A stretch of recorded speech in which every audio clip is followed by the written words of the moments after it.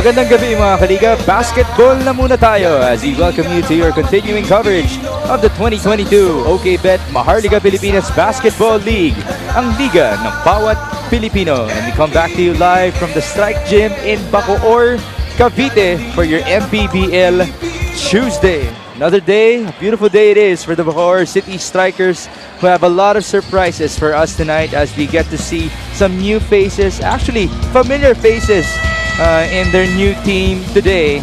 And we get to see ang kanilang crowd as well. Very happy to see Jan Hamon suit up for the very first time for the Strikers in this season. That guy used to star for the Pasay Voyagers. Dave Moralde used to star for the Muntinlupa Cagers.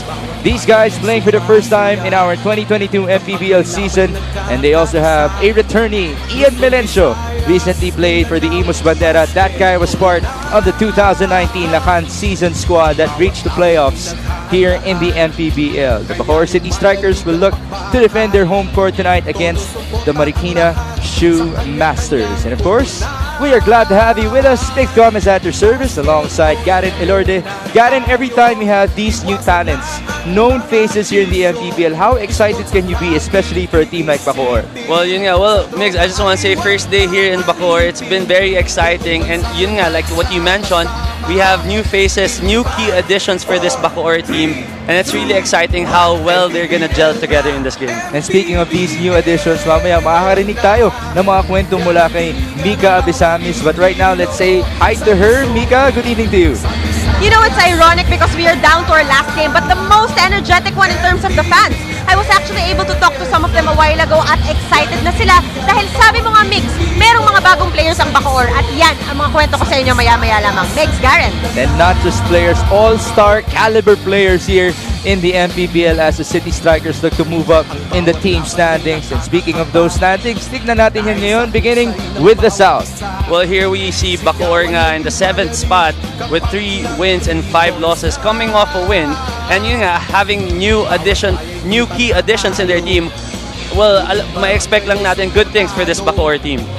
Right now, 3 and 5, number 7 in the South Division. Kitang-kita nyo how tight it is from number 2 all the way to number 6. On the other end, for the North Division, the upper hand as well is very tight. Marikina, unfortunately, is number 10. Well, yeah. Well, Marikina having 2 wins and 8 losses, and coming off a loss, we can expect them to try to bounce back in this game against Bacoor. You did mention that loss. It was against Pasig in their previous outing. Only a 2-point loss for them. But unfortunately, in that game, we saw a sprain mula sa kanilang leading scorer na si Enzo Hoston. Question is, will he be 100% for tonight? But we have to break down the rest of that game against Pasig City. Itong Marikina, they played zone for the whole of that game to preserve energy dahil unti lang yung kanilang mga manlalaro. That's right. I was with you in that game and we saw that zone defense all throughout the game till the last 2 minutes of the 4th quarter. But then again, medyo naging okay rin naman ang kinalabasan, but they unfortunately lost by 2 points against Pasig. And kita naman natin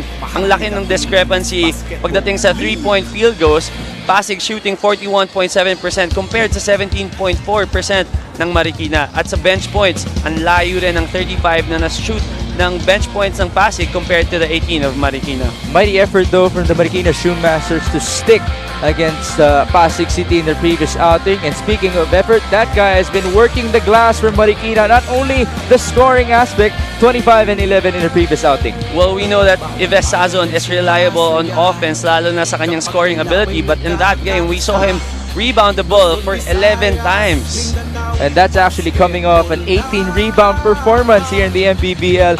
Ives Sazon, you'll never expect him to average 14 and a half rebounds in the last 2 games, but that is his statistic at this point. But a tough challenge for Marikina tonight as they are on the road and they are going up against a hot Bacoor squad that had a big win in their previous outing.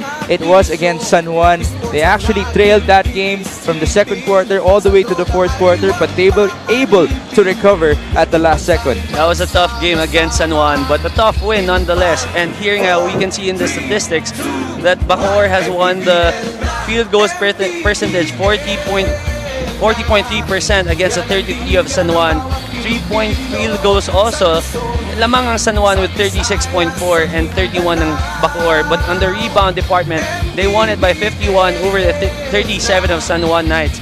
And in the bench points, malayo ang discrepancy. Panalo dito ang San Juan with 42 compared sa 24 ng Bacoor. You mentioned the plus 14 in the rebounding category para sa Bacoor City Strikers. Sino pa ba ang nanguna dyan kundi si Mark Montuano, who had a monster double-double of 21 points and 10 rebounds in their previous outing.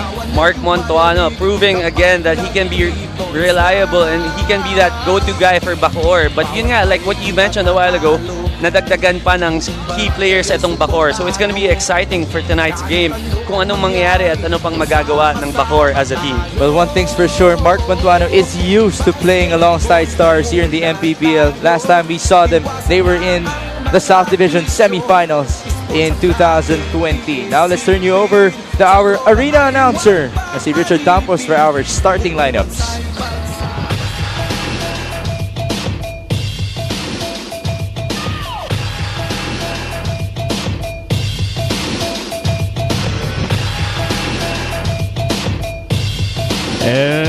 Excitement hits up!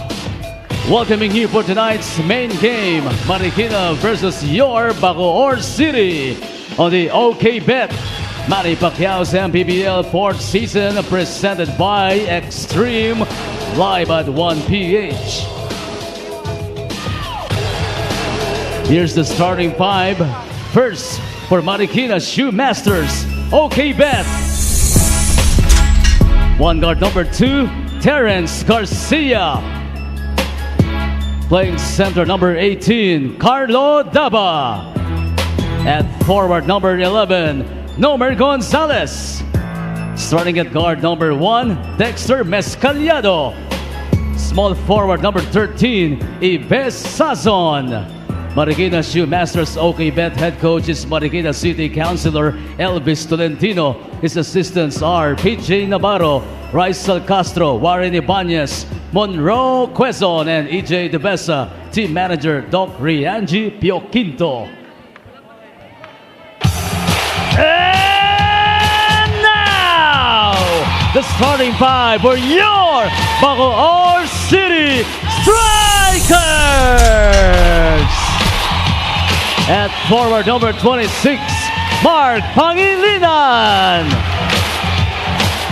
Shooting guard number 21, RJ Ramirez. One guard number 12, Eric Acuna.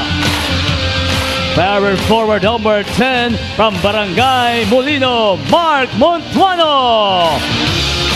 And at center number 6 from Barangay Bayanan, Lester Reyes. Bacoor City Strikers is led by Willie Generalao.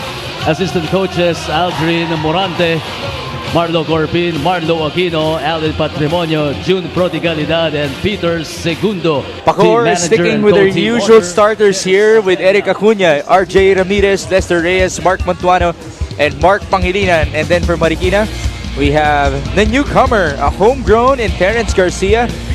Joining another returnee, we have Dexter Mezcaliado, Carlo Dava, Nomer Gonzalez, and Ives Sazon. And as you can notice, wala pong Enzo Hoson to start things off para sa Marikina Shoemasters. We mentioned he sprained his ankle in their previous game against Pasig.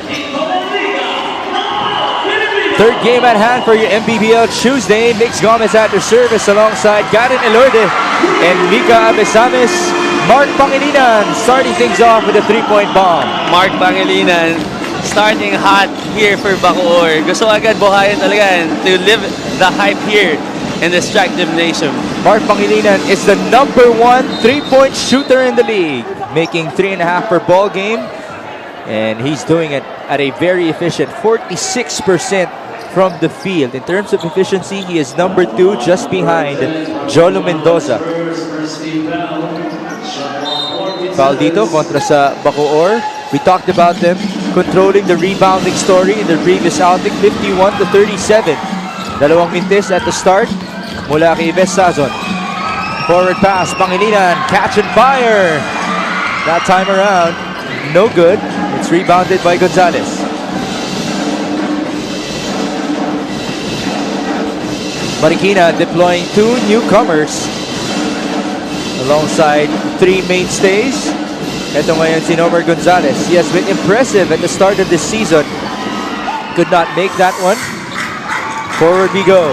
Eric Acuna, one of the best passers in the league.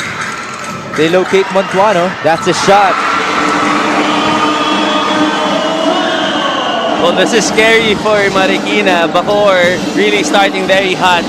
And you have guys like Mark Pangilinan who can shoot outside and Mark Montuano who can shoot from the inside. So they have to be very careful here. Nomer Gonzalez answering back from Marikina. First 2 points for the white shirts in this game. Turnover not completed. Great block by Gonzalez. Recovery was there, but no basket for Bacoor. Now, if you're Marikina, what are you looking to do to try to neutralize Bacoor on their home court? Well, I mean, they should do what they do best or what they were successful with last game against San Juan, high passing, which is to do their zone defense. Go back to that and actually just try to stay in front of the offense of Bacoor. Terrence Garcia, that guy, playing his first game here in the Mpbl, a homegrown discovered by Coach Elvis Tolentino. Nahanap sa Marikina at ngayon pinaglalaro na sa liga ng bawat Pilipino, scoring his first basket. Pangilinan goes inside, kick out by Reyes. Wow, great passing by Bacoor. It's still going around. RJ will fire. Couldn't get it to go.